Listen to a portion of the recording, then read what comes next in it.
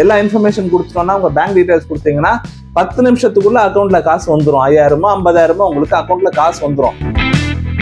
Medical செலவு வரும், எதனா சடனா ஸ்கூல்ல கேட்கறாங்க, ஃபீஸ் கட்டணும், இந்த மாதிரி செலவுகள் தாராளமா ஒரு மனுஷனுக்கு வர வாய்ப்புகள் இருக்கு. Have access to camera, contact, gallery எல்லாமே. நம்ம எனக்கு கடன் வேணும், டக்கு டக்கு okay okay okay okay yes yes எஸ்ன்னு எல்லாத்துக்கும் கொடுத்துடணும். பட் ஆனா ரீபே பண்ண முடியாத பட்சத்துல கம்ப்ளைண்ட் பண்ணலாம் அப்படின்னு போலீஸ்காரங்க கிட்ட நீங்க போனீங்கன்னா அவங்க என்ன கேட்கறாங்கன்னா, இதை நீங்க கடன் வாங்கியிருக்கீங்க, அதுக்கு என்ன ஒரு ப்ரூஃப் இருக்கு? அம்மாவா இருந்தாலும் சரி, வைஃபா இருந்தாலும் சரி, அவங்க ஃபினான்ஷியல் டிசிப்ளின் இருந்தா நம்ம எல்லாரும் டிசிப்ளின் வந்துடும். ஒரு பணத்தை இது மாதிரி கொஞ்சம் கொஞ்சமா சேர்த்து வச்சுட்டு ஒரு பேக்கப்காக, கண்டின்ஜென்சிக்காக, எமர்ஜென்சிக்காக நீங்க எடுத்து வச்சீங்கன்னா நீங்க இந்த மாதிரி கடன் பிரச்சனையில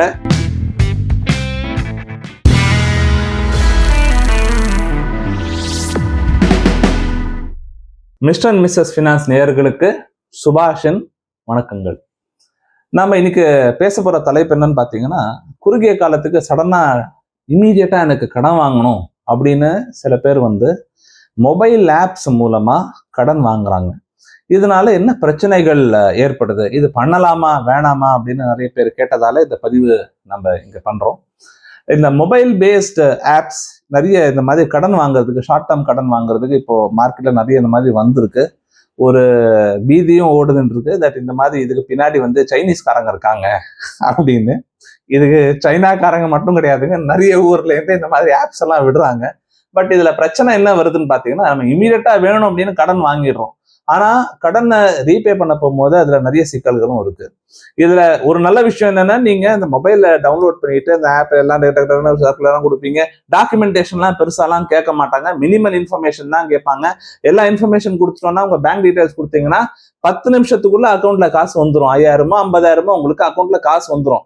பெரிய செக்லாம் பண்ண மாட்டாங்க, வெரிஃபிகேஷன்லாம் பண்ண மாட்டாங்க. டிபிக்கலா ஒரு என்பிஎஃப்சியோ ஒரு பேங்கோ பண்ற மாதிரி. ஆனா நாளைக்கு நீங்க ஒழுங்கா ரீபே பண்ணாம விட்டா உங்க சிபில் பாதிக்கப்படுறது ஒரு விஷயம். ரெண்டாவது விஷயம், ஹராஸ்மெண்ட்டுக்கு நிறைய பேர் இங்க உள்ளாகிறாங்க. ஓகேங்களா? நீங்க ஆப்பை டவுன்லோட் பண்ணி இன்ஸ்டால் பண்ணும்போது அது என்ன கேட்குது உங்களுக்கு? Have access to camera, contact, gallery எல்லாமே. நம்ம எனக்கு கடன் வேணும், டக்கு டக்கு okay okay okay okay yes yes எஸ்ன்னு எல்லாத்துக்கும் கொடுத்துடணும். பட் ஆனா ரீபே பண்ண முடியாத பட்சத்துல அந்த கான்டாக்ட்ஸ் அவன் ஆக்சஸ் பண்ணிட்டு எல்லாருக்கும் மெசேஜ் அனுப்புறான், ஃபோன் பண்ணிட்டு இந்த மாதிரி இவர் கடன் வாங்கியிருக்காரு, இவர் ரீபே பண்ணல. இந்த மாதிரியான விஷயங்கள்லாம் உங்களோட தெரிஞ்ச சர்க்கிளுக்கு, ஃபேமிலி சர்க்கிளுக்கு, ஃப்ரெண்ட் சர்க்கிளுக்கு பரவும் போது அவங்க யாரான நம்ம கேட்டாங்கன்னா நம்ம ரொம்ப ஒரு அசிங்கமா ஃபீல் பண்ணுவோம். ஓகேங்களா? ஸோ அது ஒரு டிஸ்கிரேஸா போயிடுது. ஸோ நம்ம பயங்கரமான ஒரு மன உளைச்சலுக்கு உண்டாகணும். ஸோ முதல் டிஸ்அட்வான்டேஜ், இந்த மாதிரி கான்டாக்ட்ஸ் எல்லாம் ஷேர் பண்றதுனால உங்க இன்ஃபர்மேஷன் கான்ஃபிடென்ஷியலா இருக்கிறது கிடையாது.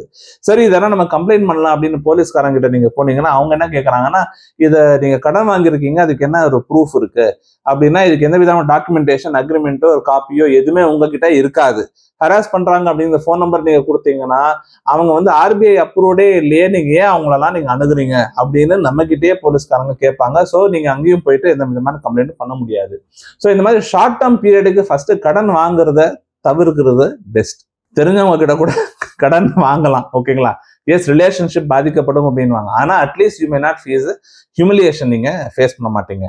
ரெண்டாவது, வெரி ஹை இன்ட்ரெஸ்ட் ரேட்டை சார்ஜ் பண்றாங்க. நிறைய ஹிடன் சார்ஜஸ் இருக்கு. இதுக்கெல்லாம் ப்ராப்பர் ஸ்டேட்மெண்ட்டா நீங்க பார்த்து பண்றீங்களா அப்படின்னு கிடையாது. நீங்க அதுல ஆட்டோ டெபிட் மேண்டேட்னு வரும், நீங்க எல்லாமே சைன் பண்ணிடுவீங்க, பேங்க் கூட லிங்க் ஆயிடும், அவன் கரெக்டா டெபிட் பண்ணிடுவான். ஆனா இந்த ஸ்டேட்மெண்ட்டா நம்ம பாக்குறோமா? இதுல ப்ராசஸிங் ஃபீஸ் சார்ஜ் பண்றது, இன்ட்ரெஸ்ட் சார்ஜ் பண்றது, it is as high as 3%, 4% per month இருக்கும். நீங்க அதுல நீங்க பார்க்கலாம், சார்ஜ் பண்ணலாம். சில பேர் என்ன பண்றாங்கன்னா இது தவறதா யூஸ் பண்றாங்க. அதாவது ஒரு வண்டி வாங்கணும், ஒரு 40,000 50,000 வண்டி வாங்கணும் அப்படின்னா அதுக்குன்னு தனியா ஒரு வெஹிக்கல் லோனுன்னே இருக்கு. நீங்க அந்த மாதிரி போயிட்டு நீங்க லோன் வாங்கலாம். அதுல இன்ட்ரெஸ்ட் ரேட்டும் கம்மியா இருக்கும், இன்னும் சேஃபரா இருக்கும், இன்னும் லாங்கர் பீரியடுக்கும் உங்களுக்கு வழங்கப்படும் அந்த லோனை. ஆனா நீங்க குறுகிய காலத்துல கட்டிடலாம் அப்படின்னு நினைச்சு வாங்கி ஆனா அதை கட்ட முடியாம தவிக்கும் பொழுது இந்த மாதிரியான லோன் உங்களுக்கு ரொம்ப சிக்கல்ல தான் உங்களுக்கு மாட்டோம். அண்ட் இதுல நிறைய பேர் டெட் ட்ராப்ல, கடன் வலையில மாட்டிக்கிறாங்க. ஸோ இந்த மாதிரியான ஆப் பேஸ் பண்ணி கடன் வாங்குறத நீங்க கண்டிப்பா தவிர்க்கணும். ஏன்னா இது இங்க உங்க டேட்டாவும் ப்ரொடெக்டட் கிடையாது, இது இவங்க ரெகுலேட்டட் என்டிட்டியும் கிடையாது. ஸோ அதனால இந்த மாதிரியான ஒரு ஆப் பேஸ்டு லோன்ஸை நீங்க தயவு செய்து அவாய்ட் பண்ணிக்கணும். இப்போ இந்த மாதிரி ஆப்ல லோன் வாங்குற சிக்கல்ல மாட்டிக்காம இருக்கணும்னா என்ன பண்ணணும்? அடுத்த கேள்வி இல்லைங்களா? ஸோ இதுக்கு ஃபர்ஸ்ட் நம்ம என்ன புரிஞ்சுக்கணும் அப்படின்னா, எதிர்பாராததை எதிர்பாருங்கள் அப்படின்னு சொல்லுவாங்க இல்லையா? ஸோ அப்போ இந்த மாதிரி எதிர்பாராத செலவுகள் வரும். 5000 10,000 அங்கங்க போகும். ஏதாவது மெடிக்கல் செலவு வரும், ஏதாவது சடனா ஸ்கூல்ல கேட்கறாங்க, ஃபீஸ் கட்டணும். இந்த மாதிரி செலவுகள் தாராளமா ஒரு மனுஷனுக்கு வர வாய்ப்புகள் இருக்கு. அப்போ எவ்வளவு வரலாம் அப்படின்றதுக்கு நாம என்ன பண்ணணும், ஒவ்வொரு மாசமும் ஒரு தொகையை நம்ம வர வருமானத்துல இதுக்காக ஒதுக்கி வச்சிடணும். அந்த காலத்துல உண்டியல்னு ஒரு பழக்கம் இருந்தது. அதை நம்ம உண்டியில காசு சேர்த்து வைப்போம், எக்ஸ்ட்ரா இருக்கிற பணம் அப்படின்னு. இதே மாதிரி இப்போ நீங்க ஒரு ஐடியா போட்டு எவ்ரி மந்த் நீங்க எவ்வளவு சம்பாதிக்கிறீங்களோ அது ஒரு 10% நீங்க எடுத்து வச்சிருங்க. ஒரு 10,000 ரூபாய் வருமானம் வரவங்களுக்கு ஒரு 1000 ரூபாய் எடுத்து வச்சிருங்க. நாளைக்கு ஒரு அவசர தேவைக்கு இங்கேருந்து நீங்க இதை எடுத்துக்கலாம். இதை உண்டியல்ல போட்டு வைக்கிற பழக்கம் இருந்தாலும் சரி, இதை உண்டியல் இப்பெல்லாம் டிஜிட்டலா கூட இருக்கு. டிஜிட்டலா எப்படி இருக்குன்னு பாத்தீங்கன்னா, பேங்க்ல ஸ்வீப் எஃப்டின்னு இருக்கு. அந்த மாதிரி நீங்க இதை எடுத்து வைக்கலாம். இல்ல மியூச்சுவல் ஃபண்ட் பண்றவங்களுக்கு தெரிஞ்சிருந்ததுன்னா லிக்விட் ஃபண்ட் அப்படின்னு இருக்கு. அந்த மாதிரி லிக்விட் ஃபண்ட்ல நீங்க எடுத்து வைக்கலாம். இல்லைன்னா அதோட சேஃபா சொல்றேன், உங்க வைஃப் கண்ட்ரோல் பண்ணி செலவு பண்றாங்க அப்படின்னா, அம்மா அதான அவசர தேவைக்கு இதை வச்சுக்குமா அப்படின்னு சொல்லிட்டு அவங்க கிட்ட சொல்லி எடுத்து வைக்க சொல்லிடுங்க. டிசிப்ளின்டு இருக்கிற ஃபேமிலிக்கு முதல் விஷயம் அந்த ஃபேமிலியோட spouse, that is the lady of the family. அது அம்மாவா இருந்தாலும் சரி, வைஃபா இருந்தாலும் சரி, அவங்க ஃபினான்ஷியல் டிசிப்ளின் இருந்தா நம்ம எல்லாரும் டிசிப்ளின் வந்துடும். ஸோ அவங்க நம்பி அந்த மாதிரி நீங்க காசு கொடுத்தீங்கன்னா நீங்க அதை டெஃபினட்டா அவசர தேவைக்கு அதை யூஸ் பண்ணிக்கலாம். எவ்வளவு எடுத்து வைக்கணும் அப்படின்றதுக்கு one of the parameter 10% of the income சொன்னாலும், இன்னும் பெட்டரா பேராமீட்டர் சொல்லணும் அப்படின்னா, உங்களோட வீட்டு செலவு என்ன இருக்கும், மாசத்துக்கு எவ்வளவு செலவாகுதோ அதுல மினிமம் 3 மாசத்துக்கு இல்ல 6 மாசத்துக்கு செலவுக்கு வேண்டிய பணத்தை நீங்க இந்த மாதிரி ஒதுக்கி வைக்கலாம். ஏன்னா சம்டைம்ஸ் சில பிரைவேட் செக்டர்ல ஒர்க் பண்றவங்களுக்கு ஒரு வேலையை விட்டு இன்னொரு வேலை மாறும்பொழுது உங்களுக்கு நோட்டீஸ் பீரியட்ல இருக்கும்போது 1 month or 2 month பேமெண்ட் கரெக்டா வராம இருக்கலாம். இல்ல புது கம்பெனி ஜாயின் பண்ணிட்டேன், ஃபுல் அண்ட் ஃபைனல் செட்டில்மெண்ட் அடுத்த மாசம் தான் கொடுப்பாங்க. ஸோ புது கம்பெனி ஜாயின் பண்ணதுக்கு நான் 1 month அப்புறமா தான் எனக்கு சம்பளம் வரப்போகுது. ஸோ அந்த இன்பிட்வீன் பீரியட் நான் எப்படி மேனேஜ் பண்றது?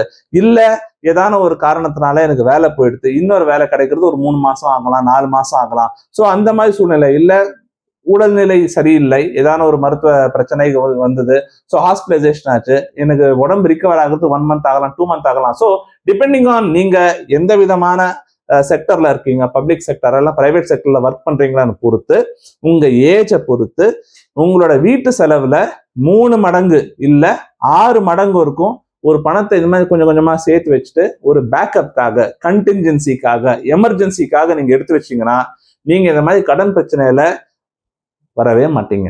இது நீங்க மட்டும் இல்ல, பெரிய பெரிய கம்பெனிலயும் இந்த மாதிரி பண்றாங்க.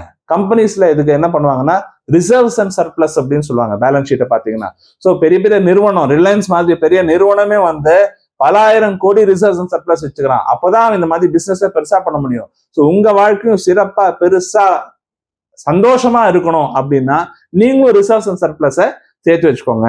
ஃபார் எனி எமர்ஜென்சி, கன்வீனியன்சி, இந்த மாதிரி உங்களுக்கு சூழ்நிலை வரக்கூடாது, ஆனா வந்தாலும் நீங்க இதனால கடன் பிரச்சனையில மாட்டக்கூடாது அப்படின்னா இந்த மாதிரி நீங்க கண்டின்ஜென்சிக்கு எடுத்து வச்சீங்கன்னா உங்க வாழ்க்கை சுமூகமா இருக்கும். தேங்க்யூ. நன்றி.